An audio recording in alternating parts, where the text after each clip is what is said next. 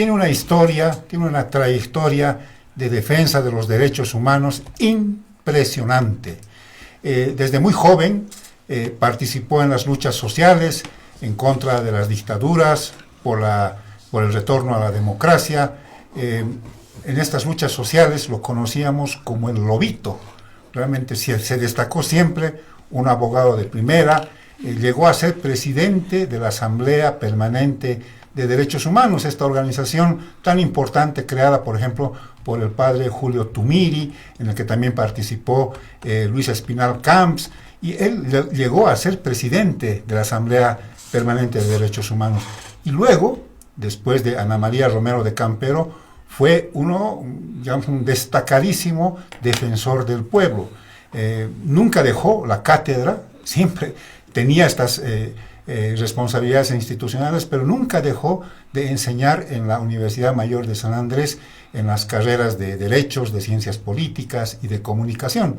Y luego se transformó en rector de la UMSA. Estamos hablando de Waldo Albarracín Sánchez, a quien yo le doy la bienvenida. Waldo, muchísimas gracias por estar en Encontrados.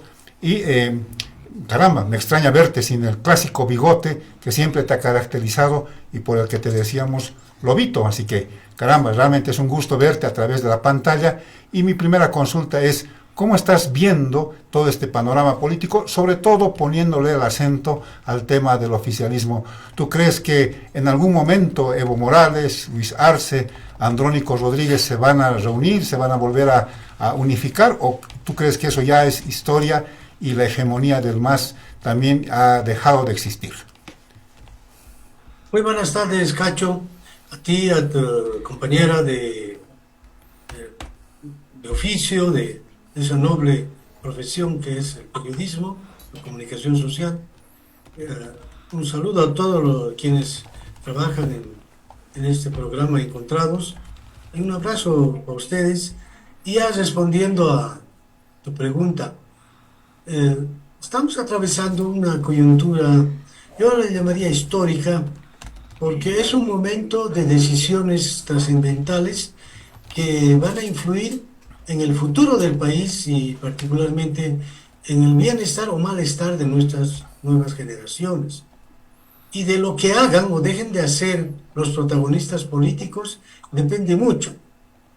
Y bueno, no descubro nada cuando digo que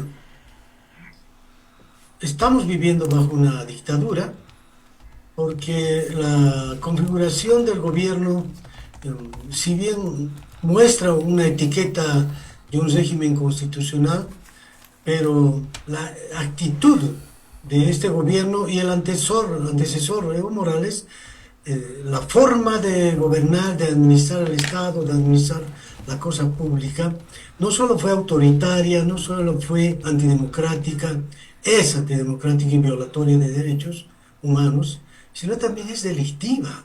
Y yo no podría utilizar otra palabra elegante para hablar con eufemismo, sino con la verdad de frente.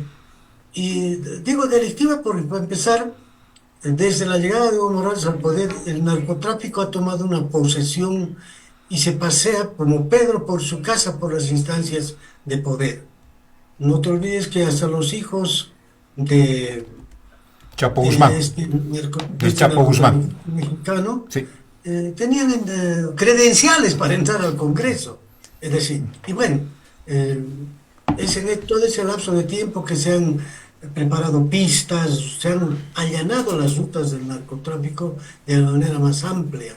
Entonces, no, si bien en determinado momento se arguyó aspectos ideológicos, que el imperialismo, etcétera, para expulsar a la DEA, en los hechos lo que pasó es que el régimen tenía que cumplir con la exigencia de las mafias del narcotráfico para que no exista control de ningún lado.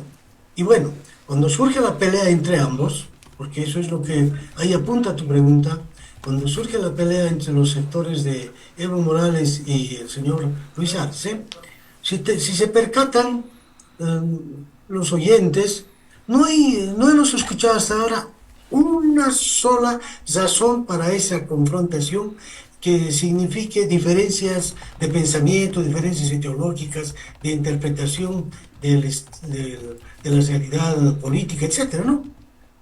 Es decir, no ha habido un solo debate entre ellos, público o ni siquiera interno, que nos haga comprender que se están dividiendo por problemas de concepción ideológica, la forma de gobernar, es decir, el modelo de Estado, etcétera.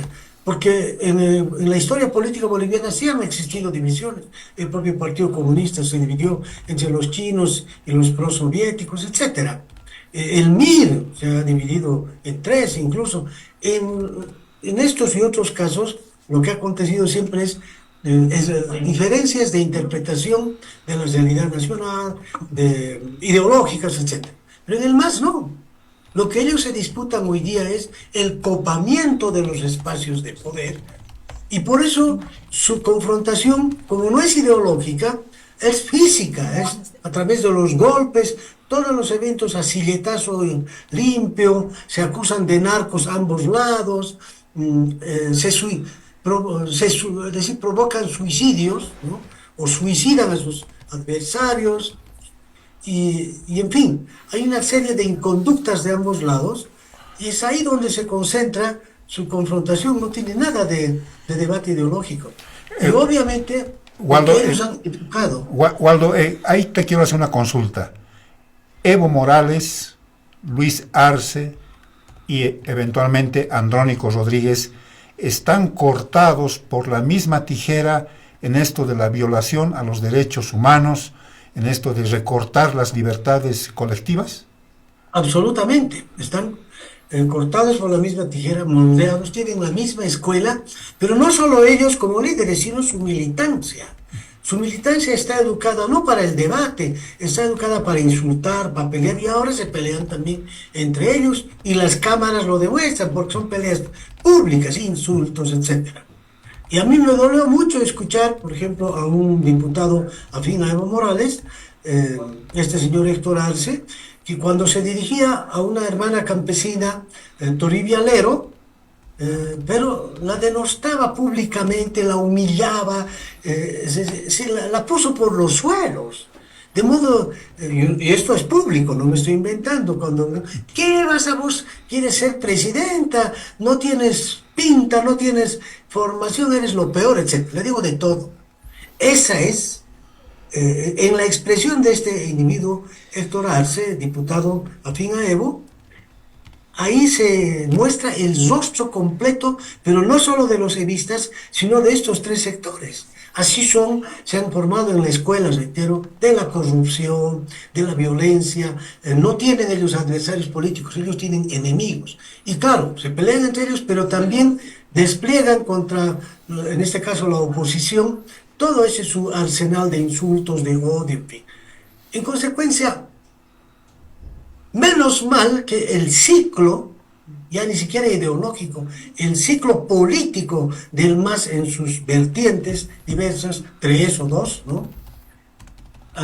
Por eso se llama ciclo, porque está ya caducando, ya no tienen ningún respaldo popular.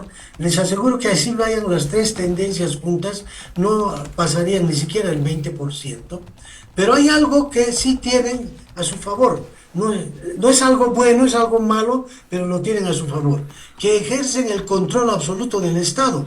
Tienen en sus manos el Tribunal Constitucional, tienen bajo su control el Tribunal Supremo Electoral, tienen bajo su control el sistema judicial en su conjunto, el Ministerio Público, la Contraloría, ¿verdad?, el Defensor del Pueblo incluso, controlan todo eso, de tal manera que tienen todas las posibilidades fácticas para que ese problema de impopularidad que hoy día tienen, que no pasan los 3 puntos del 20%, pueda convertirse en victoria electoral, pero no gracias al voto ciudadano, sino gracias al fraude.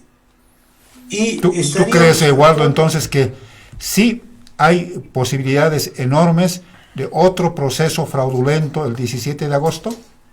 Absolutamente, lo digo mirándote de frente, mirando la pantalla de frente, con pleno convencimiento, porque ellos podrán ser corruptos, podrán ser delincuentes, narcos, todo lo que tú quieras, insensibles incluso, pero hay algo que no son tontos, son astutos. Ellos han aprendido en todos estos años a hacer de la política una actitud pragmática, absolutamente eximida de todo referente ético, de todo referente bioético. Ya ni siquiera el membrete de izquierda les alcanza. Porque no son. Caramba. Es ¿Y una banda. ¿Y cómo superamos esta dictadura criminal que tú la llamas? Te pongo el ejemplo de Venezuela, que todos pensaban que con Corina Machado, con esta amplia votación hacia el candidato de la oposición, las cosas iban a transformarse. Nicaragua, Cuba, ¿cómo se sale de esto, querido Waldo? Claro, es que lo peor que nos podría pasar como bolivianos en conjunto es que, viendo las experiencias de Venezuela y la propia experiencia boliviana, donde el MAS ha creado una tecnología de punta para sus actitudes fraudulentas en el ámbito electoral, lo peor que nos puede pasar es que cada uno queramos bailar con nuestro propio pañuelo. Hablando en términos más concretos, lo peor que nos puede pasar es que acudamos a un nuevo proceso electoral con una serpentina de candidatos. Y entonces, cuando la ciudadanía le demanda la generación, la creación de un bloque unitario, no solo lo plantea en términos electorales, porque no es suficiente que los diferentes líderes ya se olviden de sus egos, de sus objetivos individuales y decidan hacer un renunciamiento en favor del país. No es suficiente concluir a la elección con un frente unitario y un candidato de consenso. ¿Y cómo se logra eso? Porque ya, quizás para ir cerrando la entrevista, Waldo, ¿cómo se logra eso en medio de este berenjenal político, con acusaciones entre ellos, con desconfianzas, con un concurso de egos, con que la billetera puede más que las ideas? ¿Cómo se logra? Yo tengo la esperanza, y creo que muchos bolivianos, que estos días van a ser cruciales para influir especialmente en aquellos que prefieren apostar a lo suyo. Porque no solo es el problema del líder, que quiere, que en función de su ego, ser el candidato único, el main, ¿no? Está también sus periferias, es decir, en cada uno de estos líderes debe haber unos 50, 100 ciudadanos que los apoyen, muchos de ellos intelectuales, en fin. Pero yo también me dirijo a ellos, ¿por qué? Porque claro, si ese grupo de ciudadanos, que le llamo periferia, apoya a Juan Pérez, nombre ficticio, entre ese grupo quieren llegar a ser diputados, senadores, ministros, embajadores, etc. Todo lo que implica ya llegar al poder, ¿no? Y que te genera esos beneficios. Entonces, ellos también le están presionando a su líder, haciéndole creer que él es el candidato exclusivo y que no debe bajarse y que ni piense en darle al otro la oportunidad. Entonces, en ese contexto, tanto a los líderes como a su periferia y al conjunto de la ciudadanía les digo, no pierdan la esperanza, y si no aprovechamos esta coyuntura de pocos días incluso para reflexionar profundamente y de una buena vez, haciendo a un lado estos afanes individualistas, en fin, egos, damos lugar a un frente único, a un candidato único, podemos salvar al país y recuperar la democracia. Lo contrario significa que le estaríamos extendiendo el poder al narcotráfico por otros 10 años más, no sé cuánto tiempo, y esa la consecuencia es que van a continuar los presos políticos en las cárceles, miles de bolivianos exilados, etc. Pero hay tiempo, y yo creo en la inteligencia, en la vocación patriótica de los líderes y su periferia, para que razonando profundamente resuelvan este tema. Reitero, porque necesitamos una unidad tan grande que no solo gane la elección, evite el fraude, controle mesa por mesa, se apodere de las actas después de cada escrutinio, lo distribuya, para que se sepa en todo el mundo que ha ganado la democracia. Así va a ser muy difícil consolidar un fraude para el narcotráfico. Lo has dicho con todas sus palabras y con toda la profundidad que necesita este momento. Van a ser días cruciales en los que se necesita inteligencia de parte de los líderes y sus periferias.